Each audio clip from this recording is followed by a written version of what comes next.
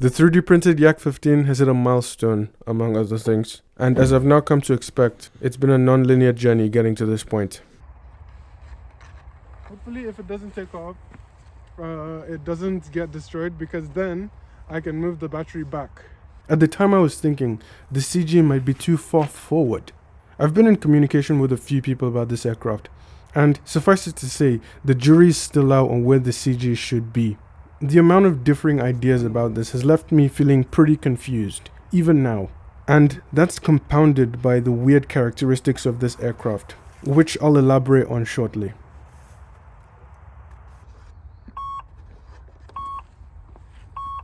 I've spent a long time working on this aircraft, 8 months. And in that time I haven't actually had any chance to fly for real, so I'm a simulation pilot. If this aircraft has the capacity to fly, I'm confident in my skills to take off. Landing is an entirely different affair. So if the CG is in the right place, there's been some debate whether it's 25 or 30, but this is currently 25 of the root chord. So I'm hopeful, but we'll see.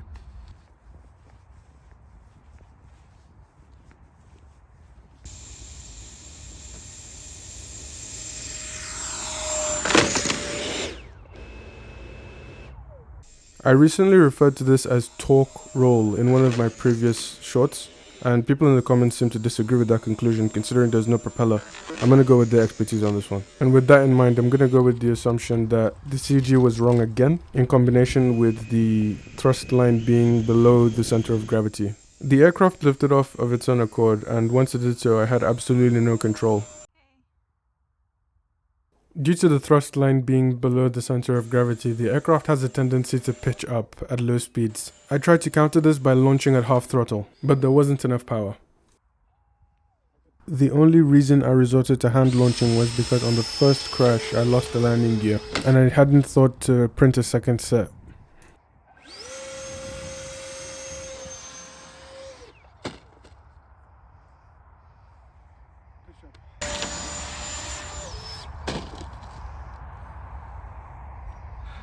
There's nothing else but to rebuild. This time I went back to using super glue in combination with super glue activator, which I'd never tried to use before.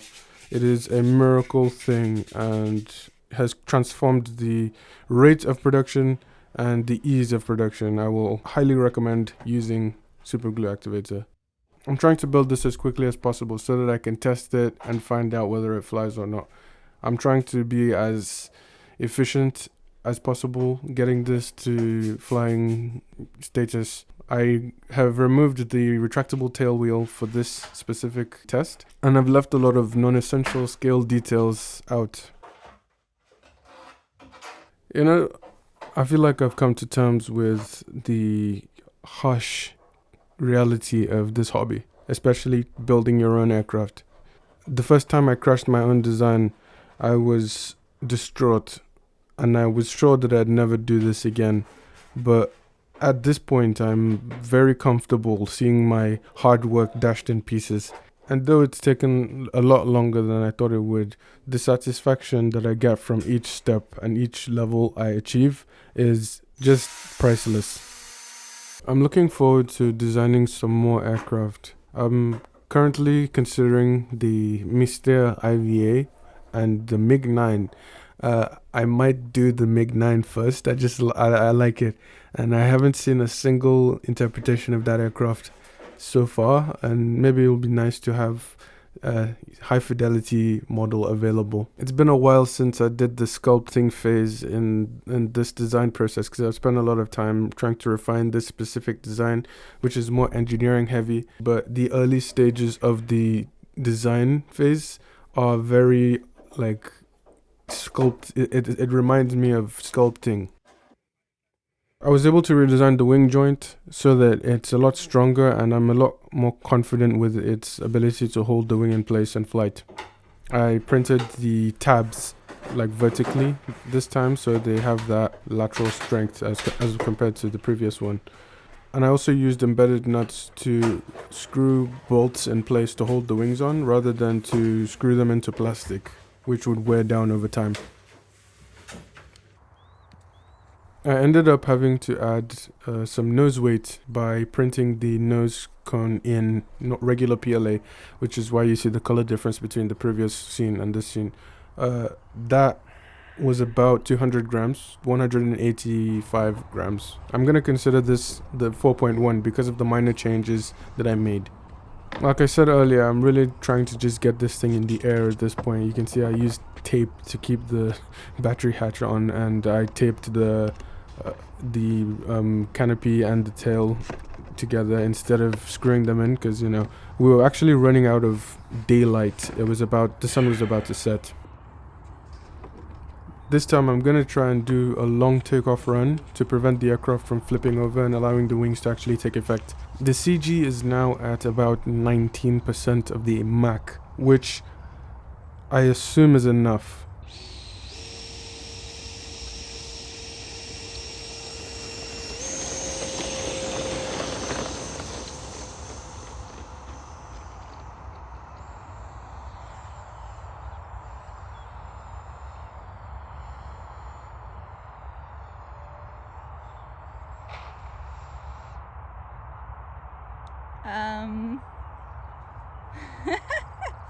I don't.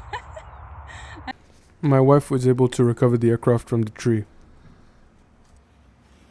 I'm pretty proud of that flight test, to be honest.